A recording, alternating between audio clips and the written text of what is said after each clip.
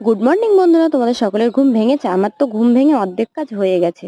তো যাই হোক, দেখতেই পাচ্ছ কি করছে আমার শাশুড়ি মা আর আমার বরমশাই। ঘুম থেকে উঠেই লেগে পড়েছে আলুর খোসা বানাতে। কেন জানো? আলুর পাঁপড় তৈরি হবে সেই জন্য। কে কে আলুর পাঁপড় বানিয়েছো? আর তারপরে দেখো চা বানাচ্ছি। চা হলো আদা চা। তোমাদের দাদাভাই বললো চা বানাও, একটু খাই। তো খুব কমই খাই চা, সেই জন্য আবার চা বানিয়ে দেখো খেতে শুরু করে দিলাম। তো খাওয়া করেই তোমার চলে যাব ছাদের উপরে। মানে পাঁপড়গুলো আমি অলরেডি পাঁপড় বানিয়েছি অল্প করে। তো ওইগুলো রোদে দিতে। আর তারপরে দেখো তোমাদের একটা জিনিস শেয়ারই করা হয়নি, সেটা হলো ফ্রিজ। 3 মাস হয়ে গেল ফ্রিজ কেনা। তোমাদেরকে দেখানোর মানে সুযোগই পাচ্ছি না। এই ব্যবসার ক্ষেত্রে পড়ে যেন কাজই আমার শেষ হয় না। তো মাধ্যমিক পরীক্ষার জন্য স্কুলটা ছুটি, সেই জন্য সুযোগ মানে সময় পেয়েছি, ওই জন্য তোমাদেরকে শেয়ার করছি।